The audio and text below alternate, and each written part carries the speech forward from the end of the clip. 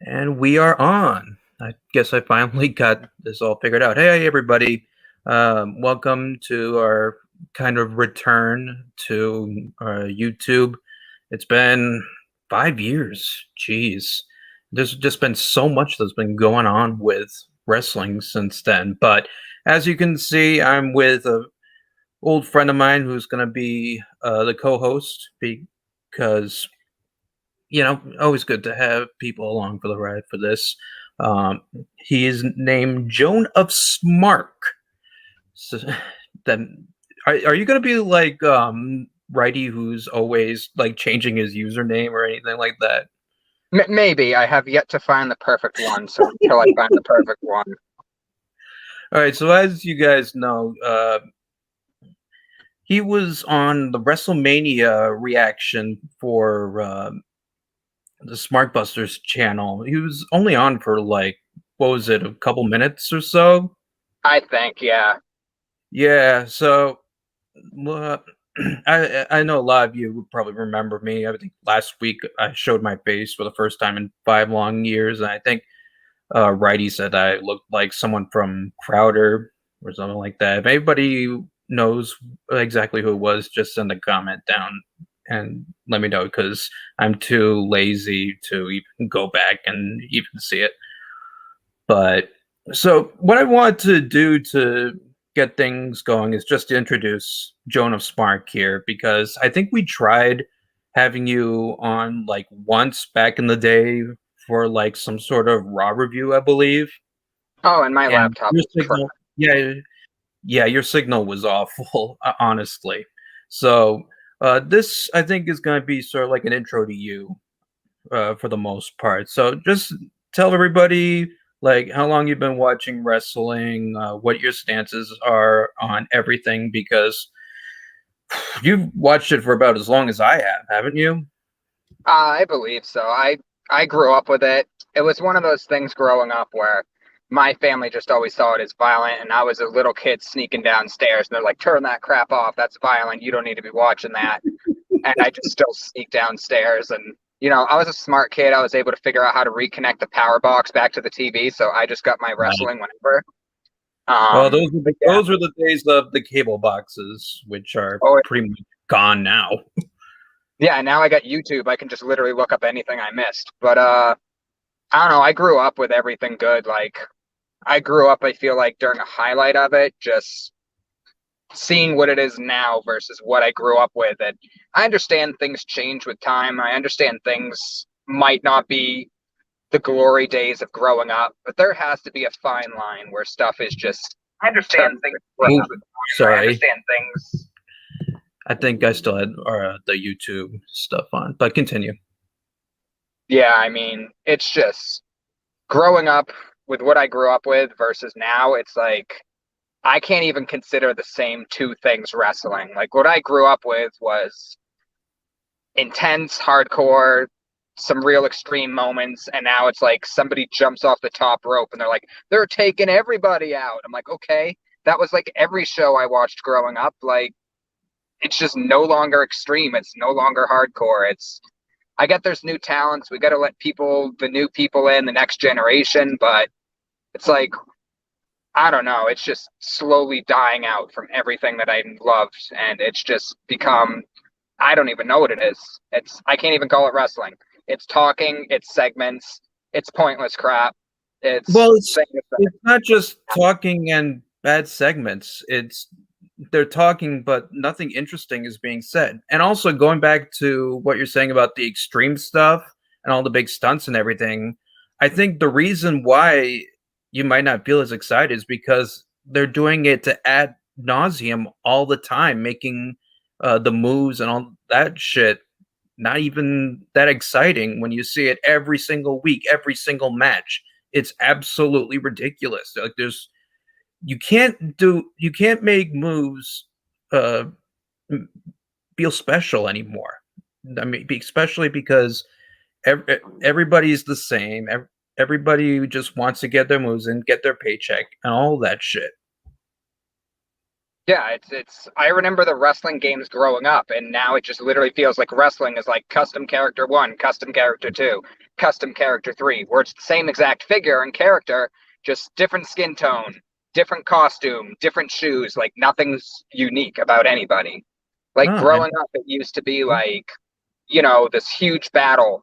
Like, I don't know, I remember watching some stuff in ECW, and it's like you'd see somebody fly through like a glass table, and you'd be like, oh my God, they're not going to survive that match. They kick out at two. It was the most amazing thing. Now you have all these indie stars and all these people from New Japan and everywhere else. There's like 30 kickouts at two per match. Like, that's just, it's such a slap in the face to what I grew up with. I think part of it is, for me at least, this is like the only thing I can really think of as to why it's become so big is because, I'm a big Undertaker guy. Watched him for so many years. I think even though the Dead Man gimmick is like the big thing, it was like his biggest gimmick of all time, even in the 90s, and even again when he did return in 2004. I really liked the American Badass gimmick a lot. But going back to what I just said, I think wrestlers are just trying so hard to top HBK versus The Undertaker, and they think the best way to really do that is to have those 30 finishers all the time. And I think that that is just not the way to do it, um, because, you know, I really think it takes away from the finishers they make, like the super kicks and the tombstone pile drivers. And I don't know, I think it's just for cheap pops when they do so many of them. They do the "this is awesome" type of deal, and Yeah, it's just, that's off. it's very few things can live up to that HBK Undertaker standard. And I'm sure Right. there's stuff that has lived up to it and stuff that's probably surpassed it, like that Hulk Hogan versus Andre the Giant. That's like one of the greatest things. Like everybody knows about that. I'm But still upset. I'm still upset that there were some smarks that were saying that this year's night one main event um, was Sasha Banks versus Bianca Belair was God, up there with Andre the Giant and Hulk Hogan. Like, what the no, fuck do you say to that? that Honestly, like Hulk Hogan had character. Like they mentioned in the Smartbuster Vince Russo interview, like Hulk Hogan walks through a room, people know who the fuck he is. Like people know he's a big name. And even with Andre the Giant, like people knew him. Like there's kids I work with now who know who both of them are. And it's like they don't even watch wrestling. Versus you ask half the people nowadays, like, who's this person? Who's Bo Dallas? Who's this person? They're gonna be like, who the hell is that? And it's just like you had two larger than life wrestlers who had their own personalities, their own gimmicks, like they knew what they were, people knew who they were, and they had like the biggest David and Goliath like clash in the middle of a ring. Versus now it's like vanilla midget one, random character number two, and this person we're bringing up to the main roster from some brand nobody heard of, number three, in a triple threat that nobody cares about. right. So Especially it's when you're not really focusing on storylines. yeah, It's but that ridiculous. that Bianca and Banks thing, like I get it's trying to be revolutionary. I get it's trying to be, two women main eventing. I get the thing they're trying to do. But Right. Banks, I don't think she's won a single WrestleMania. So it's like she's just a joke. And And they made like, that a big deal when they put up yeah, a meme saying exactly that she hasn't won a WrestleMania match. And neither is Bray Wyatt, too. But apparently, losses are considered an accomplishment of some sorts to smarts these days or something like that. I don't know. yeah, it probably proves that they're enduring and that they're never giving up. And ugh, I also want to talk about like some of the stuff that you also watch. I know you were big into like the extreme stuff, but you were also a big fan of TNA, probably when it was like in the big X Division era. yeah, I I grew up with still it. So that remember. was No, good. a big thing. Yeah, Yeah, I just remember Samoa Joe versus Kurt Angle. That was one of the first things I saw on TNA. And that was, granted, Samoa Joe is a terrible wrestler. He is had no point in being in WWE. But growing up with him and Kurt Angle, that was just one of the things I went into. I feel it has gone downhill from when I started. And obviously, TNA has never been this super great thing. It's never going to be the level that WCW and WWF were. But if you look at it now, what I grew up with in the 2000s and compared to what we have now in WWE, yes, I can stand by and say that what I grew up with in TNA is far better than what we're watching now in WWE. Like, no arguments, it's better. I still remember when we were in college together, you'd send me, I think, a video of, was it Abyss versus Sabu? Yep, that's on the. Something like that. I have that and the Abyss versus Judas Messias thing with James Mitchell. That was pretty intense. Just the X Division stuff was pretty good. I liked some of the characters that have developed throughout there.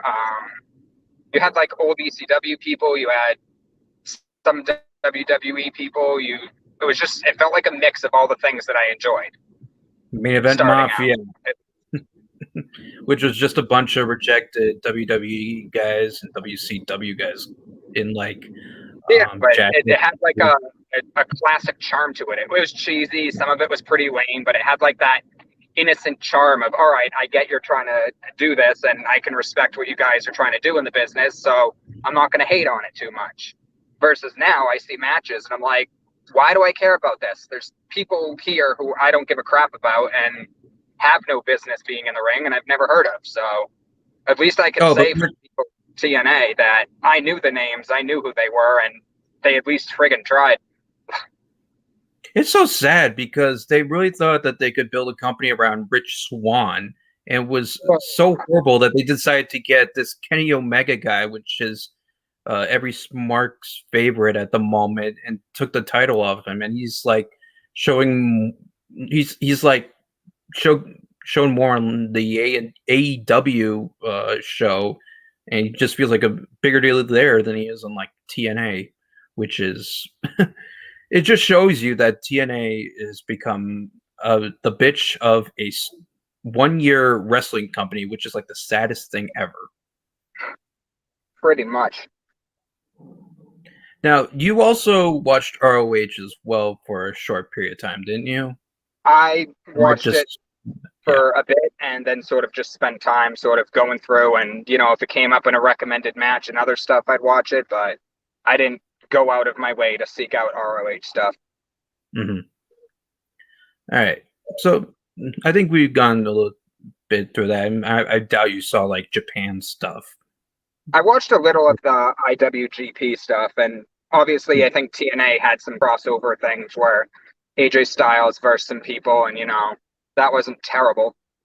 Oh, AJ Styles was big for that company back in the day. Yeah, he was easily in the top 5, if not the top 3, just figures in that company.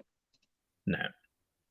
So let's talk a little bit about what we have planned out. I mean, we do have a lot of the typical wrestling video maker or wrestling channel related stuff we have in the works. I know we're going to probably do reviews. I don't know if we're going to do it weekly, but that's definitely a big thing.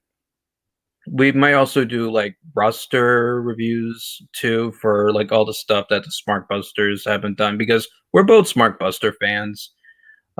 So we want to respect what they've already done as well, because they just did it so perfectly, honestly, for both WWE and AEW. So I think we're gonna do like the TNA roster review as well, because I don't know, TNA is sort of already on the wrestling website's radar just by associating themselves with AEW. We might do NWA Power because I know Jonas Mark has an interest with it, because that's, I think, where Chris Masters is right now. Did you double check on that?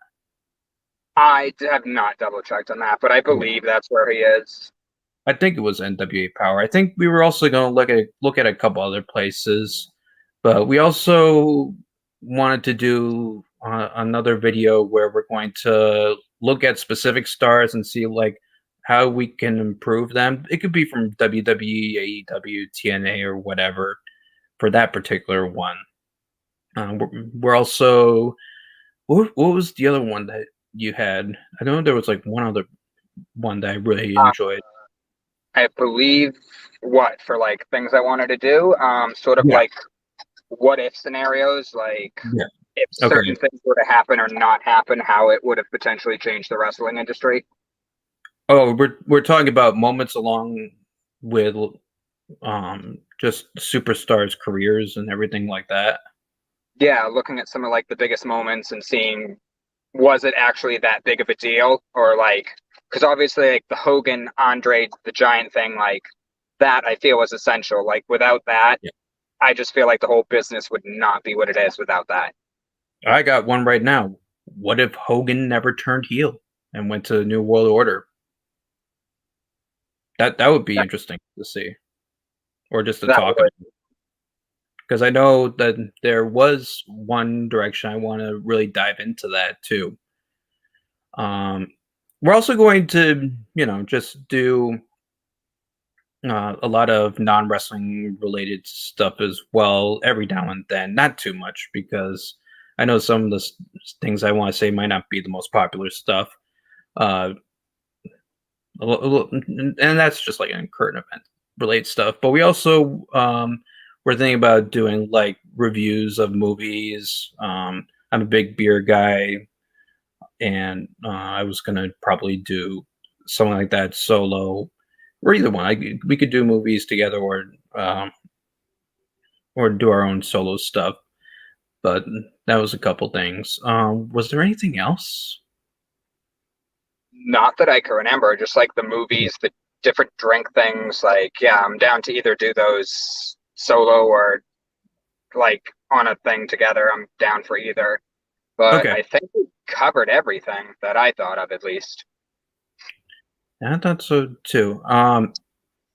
Yeah, I mean, we'll probably think of more stuff along the way. And hopefully, I won't sound so like tired and boring like I was back in like 5 years ago because I just can't watch those old videos of myself anymore because I looked and sounded both very camera shy, which just proves that I've come a long way with all that shit.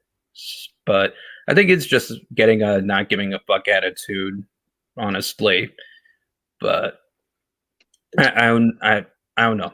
Maybe it just needs a little bit more time, but I don't know. I think we'll be doing good. I know you're a big video gamer too, so I think video game reviews Oh, will probably definitely. be up your alley too. Oh yeah, definitely. I am big into. I actually got a PS5, so I'm one of those few people who actually has one. Nice. But yeah, I have that Nintendo Switch and PS4 are the main things I do now. Yeah. All right. So yeah, Good, good. I think we're about almost set here. I didn't want to do something like really long.